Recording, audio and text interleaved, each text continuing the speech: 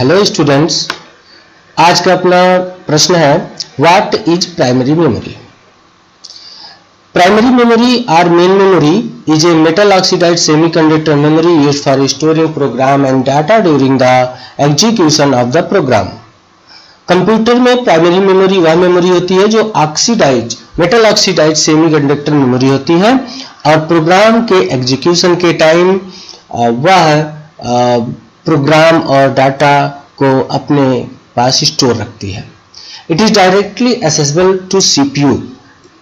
यह इंपॉर्टेंट चीज है कि यह सीपीयू के द्वारा डायरेक्ट एक्सेस किया जा सकता है या किया जाता है। इसके पहले हम लोग डिस्कस कर चुके हैं क्लास में कि प्रोसेसर जो होता है वो वेरी फास्ट वर्क करता है, इसलिए अगर हम मेमोरी की कंपैरिजन में देखेंगे तो प्रोसेसर बहुत ही फास्ट होता है और वह डायरेक्टली आपके द्वारा इनपुट प्राप्त नहीं कर सकता। इसलिए मेमोरी अरेंजमेंट बनाया गया है जिसमें प्रोसेसर से कैच मेमोरी, फिर प्राइमरी मेमोरी, फिर सेकेंडरी मेमोरी इस क्रम में जुड़े होते हैं, जिससे कि सीपीयू को लगातार इंफॉर्मेशन मिलते रहते हैं। The memory is organised into words of fix lengths. जो मेमोरी का अरेंजमेंट होता है वह फिक्स वर्ड लेंथ का होता है। A given memory is divided into n words. एक मेमोरी को हम n वर्ड्स में डिवाइड करके रखते हैं। A word is generally more than 8 bit in length and the number of bits in a word is termed as word length.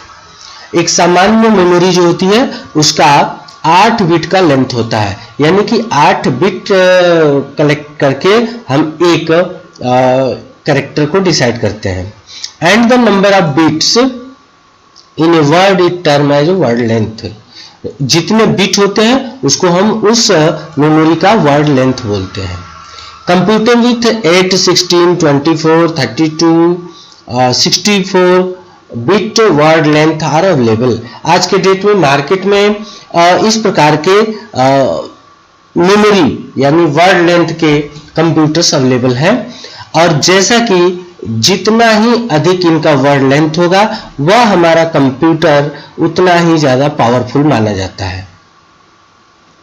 Memory can be both read from and written to be called read write memory.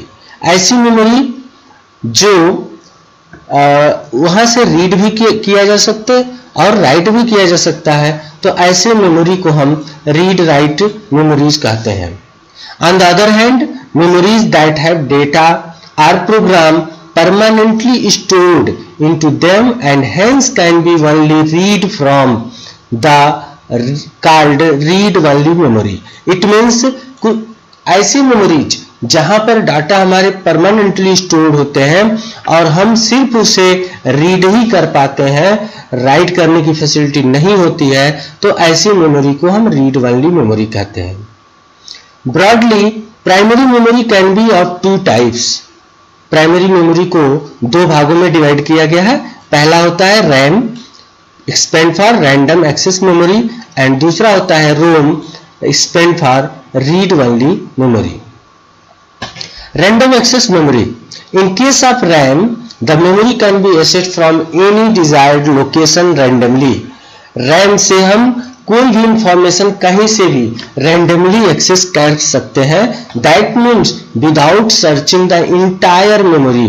जैसे कि हम कोई चीज search करना चाहते हैं तो side से, जैसे बुक में हम पेज नंबर 25 सर्च करना चाहते हैं, तो अगर वहां पे पेज नंबर नहीं है तो हमको लाइन से एक एक पेज को सर्च करना होता है।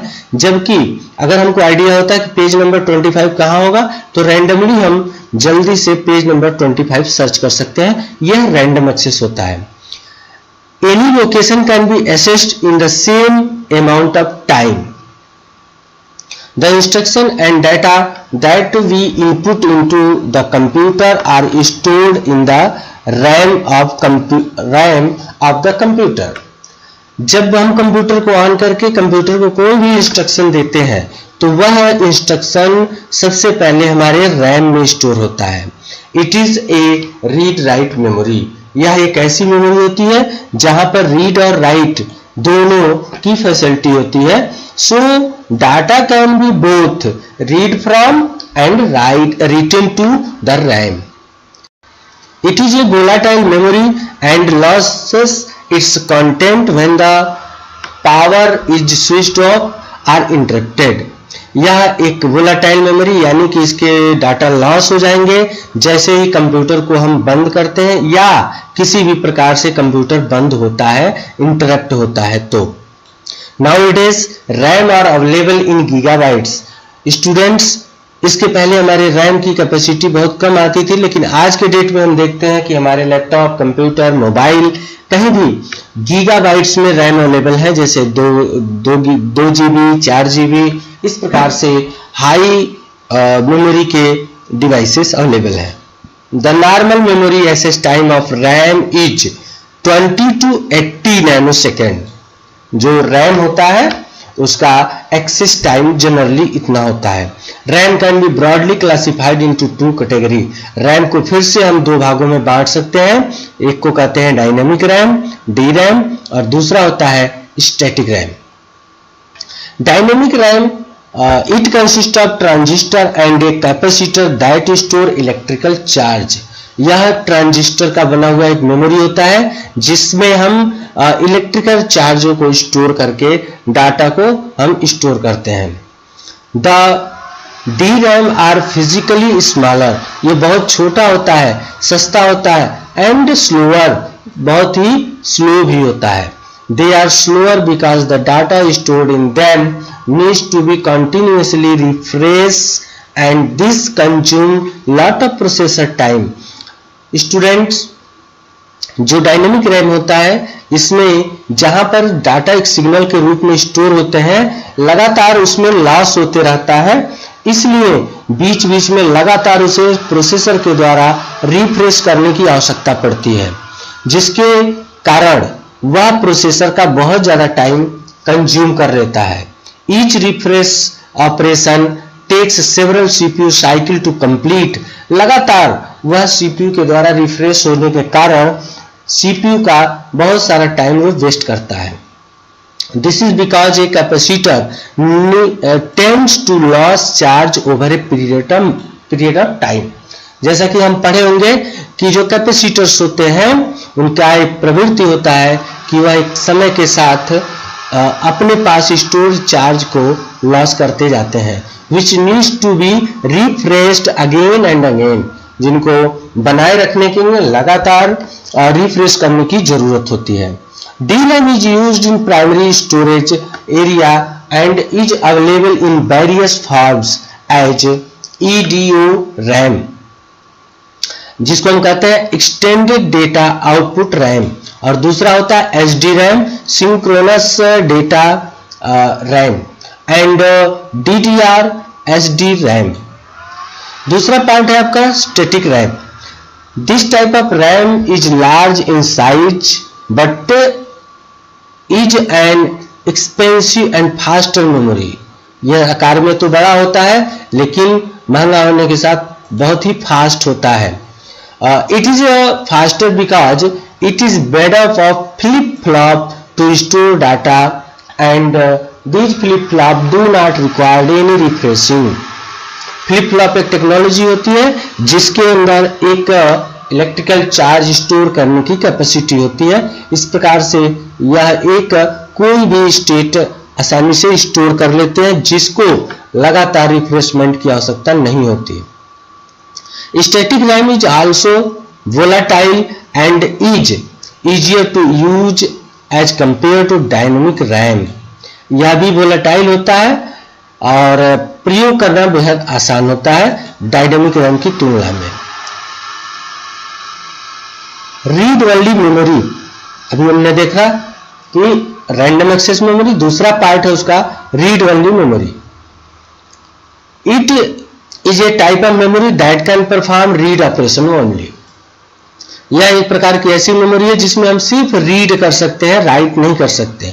The contents of RAM are written by the manufacturer and come along with the computer. ROM में जो डाटा होते हैं वह कंप्यूटर के जो मैन्युफैक्चरर्स होते हैं उनके द्वारा डाटा को स्टोर करके कंप्यूटर के साथ ही दिया जाता है।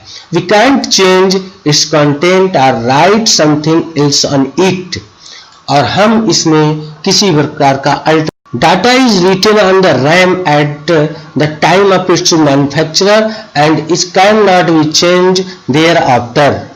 यह डाटा उसी समय जब कंप्यूटर का मैन्युफैक्चरिंग होता है उस समय स्टोर किया जाता है और उसके बाद उसमें हम कोई परिवर्तन नहीं कर सकते. It is a non volatile memory. यह नेचर में नॉन वोलाटाइल होता है. इट मीन्स अगर हम कंप्यूटर को क्लोज करते हैं ऑफ करते हैं तो भी उसके डाटा लॉस नहीं होते. Which means that contents store in it are not lost even when power of the computer is switched off. ROMs are used in applications where the information once written need not be altered. रोम का प्रयोग वहां होता है जहां हम कोई एक ऐसा प्रोग्राम स्टोर करना चाहते हैं जहां उसको राइट करने के बाद किसी भी प्रकार के अल्टरेशन की आवश्यकता न हो. They hold certain essential instructions such as interrupt, service routine or a monitor program controlling the machine. इस प्रकार के प्रोग्राम आवश्यक आदेशों का, इंटरप्शन प्रोग्राम्स का या कंट्रोलिंग प्रोग्राम का, मॉनिटरिंग प्रोग्राम का स्टोर करने के लिए हम प्रयोग करते हैं. Instruction that are needed to start the computer are also stored in the ROM. जब हम कंप्यूटर को ऑन करते हैं तो हमारा कंप्यूटर ऑटोमेटिक जहां से ऑन होता है वह प्रोग्राम ऑलरेडी रोम में ही स्टोर होता है जो कि कंप्यूटर के बंद होने के बाद भी लॉस नहीं होता. ROM are slower as compare to RAM. लेकिन जो रोम होता है वो रैम की तुलना में स्लोअर होता है and are available in various type. और ये कई प्रकार के होते हैं. इनके रीडिंग और राइटिंग टेक्नोलॉजी के आधार पर इनको हम 3 भागों में बांटे हैं. Programmable read only memory. This type of ROM can be programmed even after its manufacture using a PROM programmer circuit. हम इस प्रकार के प्रोग्राम में, इस प्रकार के रोम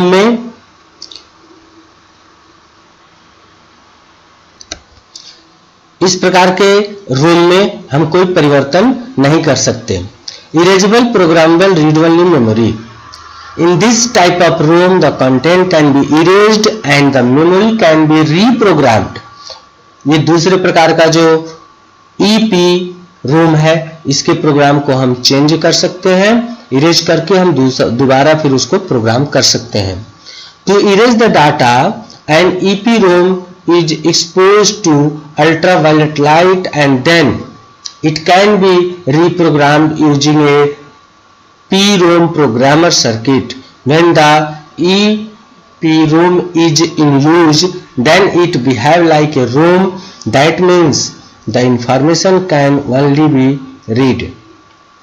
इस प्रकार के मेमोरी के डाटा को अल्ट्रावायलेट लाइट के द्वारा हम इरेज करके पुनः हम प्रोग्राम कर सकते हैं. तीसरा है electrically erasable programmable read only memory. The content of this type of ROM can be erased and then programmed using circuit signals. This makes it an excellent backup of RAM whose content are lost when the power is switched off.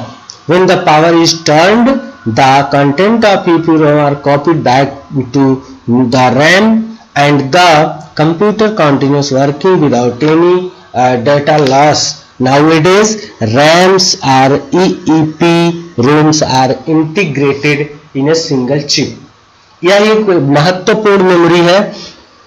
जैसे ही हमारा computer अचानक किसी वजह से बंद होता है तो इसके आवश्यक प्रोग्राम इस प्रकार की मेमोरी में राइट कर लिए जाते हैं और जैसे ही आप कंप्यूटर को दोबारा ऑन करते हैं तो वह प्रोग्राम मेमोरी से प्राइमरी मेमोरी यानी कि EEPROM से रैम में पुनः कॉपी करके और उस प्रोग्राम को हम पुनः यूज कर पाते हैं. आज के डेट में रैम और EEPROM दोनों इंटीग्रेटेड एक सिंगल चिप में मार्केट में अवेलेबल है और कंप्यूटर के साथ होते हैं.